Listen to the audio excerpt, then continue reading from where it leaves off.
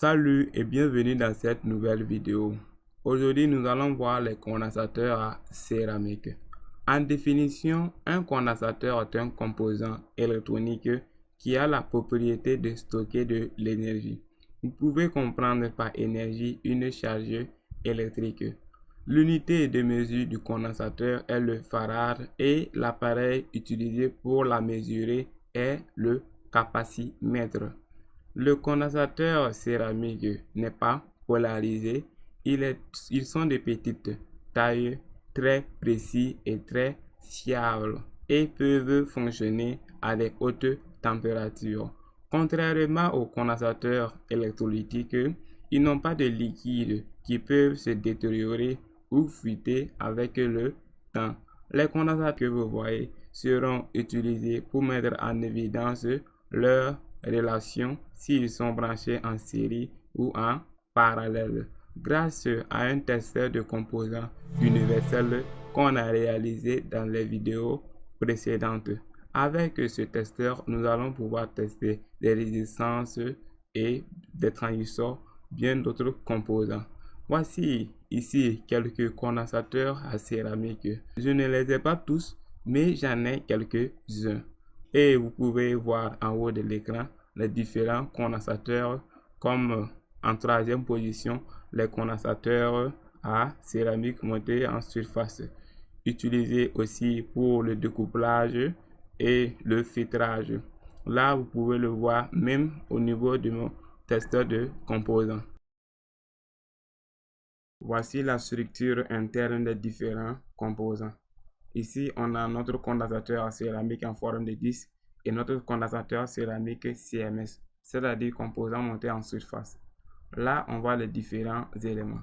La partie jaune est le revêtement, ce qui va nous permettre de protéger les éléments internes, c'est-à-dire le disque en céramique lui-même et les différentes connexions, c'est-à-dire l'électrode. Là, on a notre disque en céramique qui est aussi le diélectrique. C'est pour ça qu'on appelle le composant un condensateur à céramique.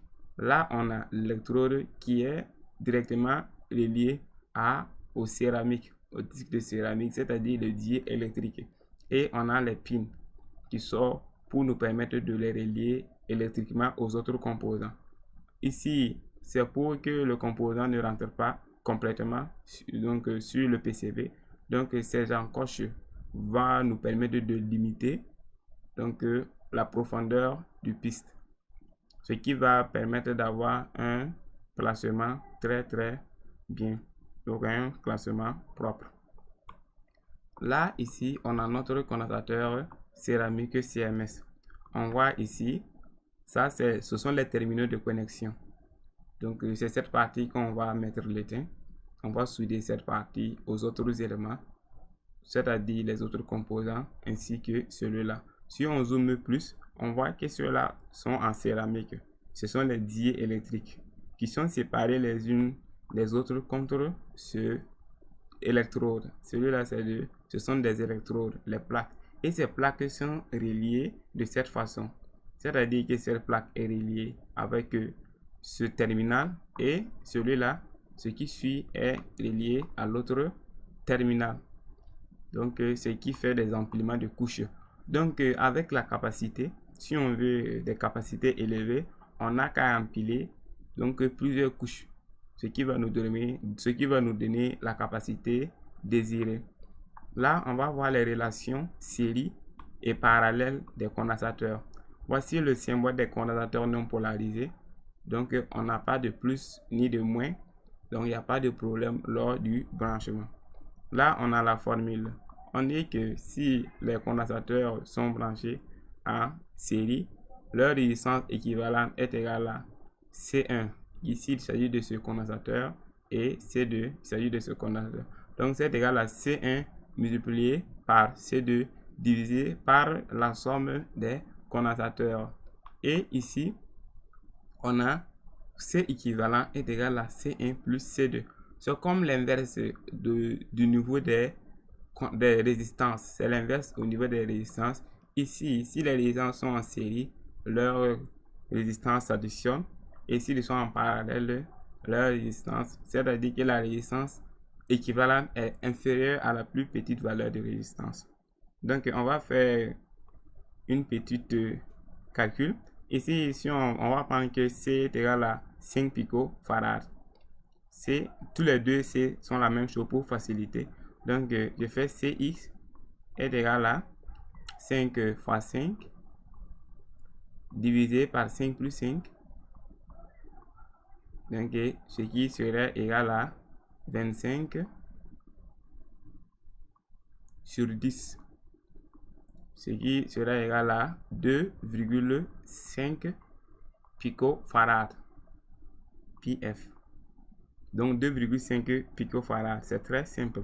Et ici, si on prend C est égal à 5 aussi, donc on aura CX est égal à C1 plus C2.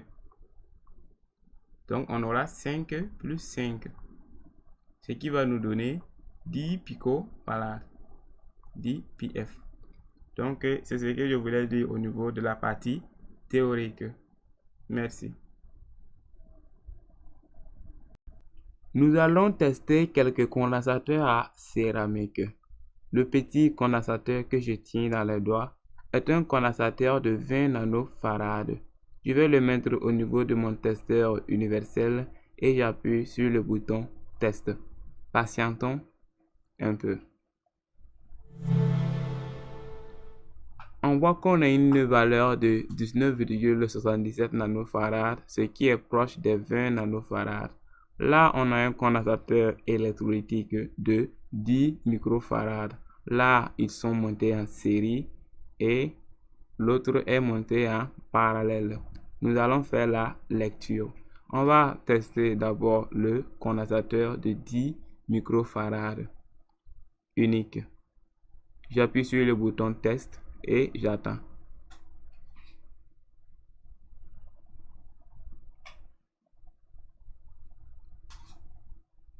On fait une lecture de 11,10 microfarads, ce qui est excellent. On va passer au condensateur en série. Espérons qu'on va lire une valeur qui sera la moitié de 10 microfarads, c'est-à-dire 5 microfarads.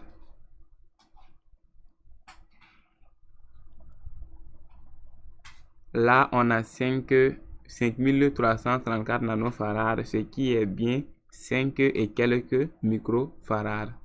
Là, on va tester le condensateur en parallèle.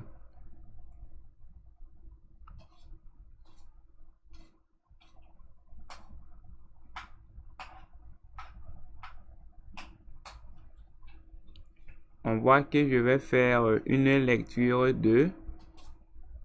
Je patiente.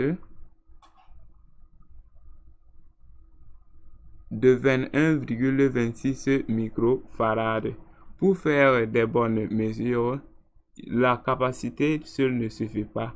Il faut un autre testeur appelé testeur ESR, c'est-à-dire résistance équivalente en série.